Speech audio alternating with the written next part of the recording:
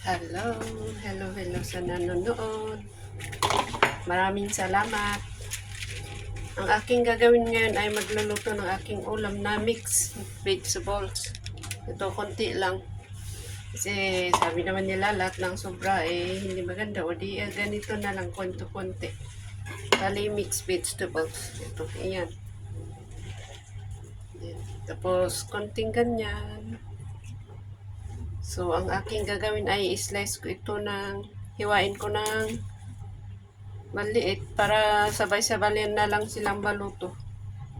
Ito madaling maluto naman ito eh. Vegetarian tayo ngayon. Yan, ganyan na lang para yung bite size ba, madaling kainin. Lalo sa kagaya kong lola, matanda na. Yan, ganyan siya. Yan, ganito ako maghiwa ng aking bite size na beans. Tapos itong carrots, pagpantayin ko na lang yung size niya, pagaya din nito para dahil mas madali itong maluto kasi ito, so medyo lakihan ko ito. Depende naman sa kanya-kanya naman tayo ng style ng paghiwa, style ng pagluto. Pero sa akin ganito lang, mga simple-simple lang ang aking pagluluto ng aking ulam.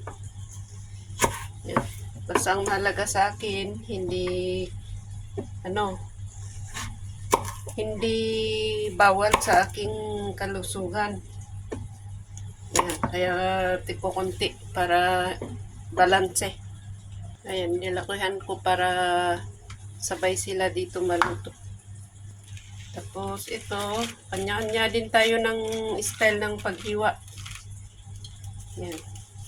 Bite size din. Gawin kong bite size. Yan.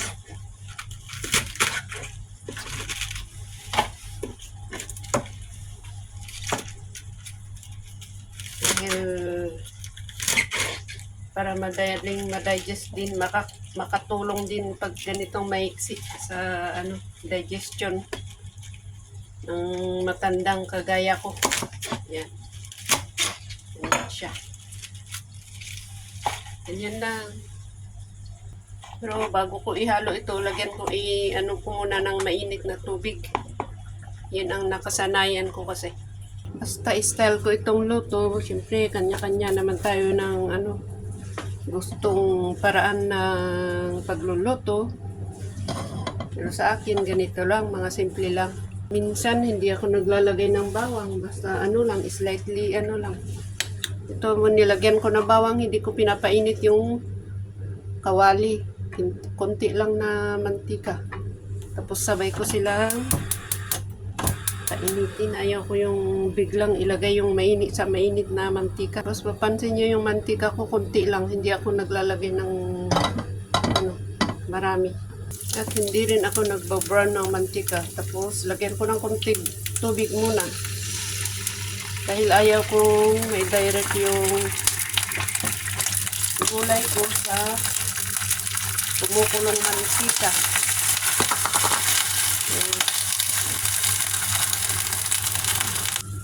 Tapos takpan ko sandali para medyo mag-green muna yung gulay bago ko ilagay yung isang gulay.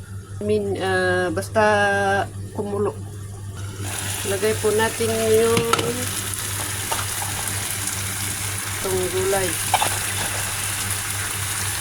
Chinese cabbage ba tawag dito? Sa amin, wombok.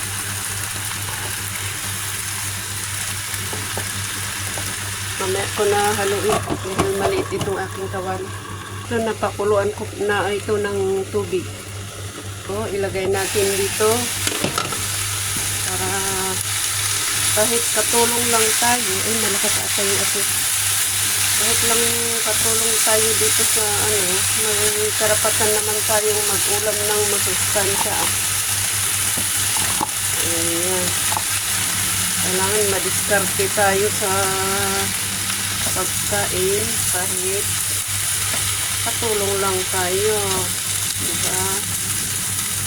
Para healthy rin tayong manilbihan. Ganun. Hindi man 100% na healthy, at least may lakas na magtrabaho. Ayan. At nito lang kadami yung asin ko sa bali pag sa ulam ko, ganyan. Kalahati ng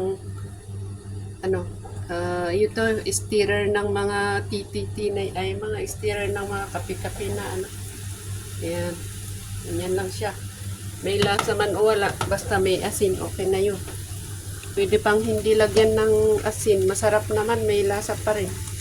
Dahil sa iba-ibang kulay, ito naghalo-halo na.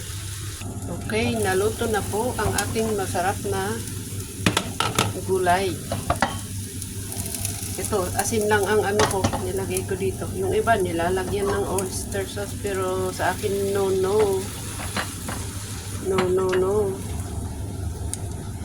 Ayan na po ang ating ulam. Pwede nang hindi kakain ng kanin dito, pero kakain pa rin ako kahit konti lang.